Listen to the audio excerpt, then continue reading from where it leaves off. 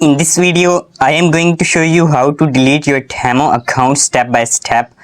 If you no longer want to use the Temu app or you are concerned about your personal information, removing your account can help protect your data and stop future notifications or emails.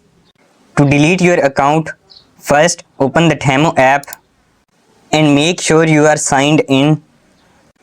Tap on You at the bottom menu. Then tap on Settings icon at the top right corner.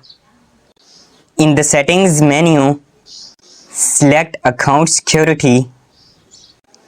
And at the bottom of that page, tap on Delete your Temu account.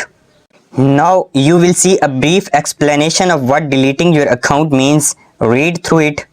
Check the box next to I want to permanently delete my Temu account and tap Continue. Follow the final prompts to confirm your decision and submit the deletion request. Once completed, your Temu account will be scheduled for permanent deletion. If you found this helpful, be sure to like the video and also discover amazing deals on top products in my YouTube shop. Check out the description below for special offers you wouldn't want to miss.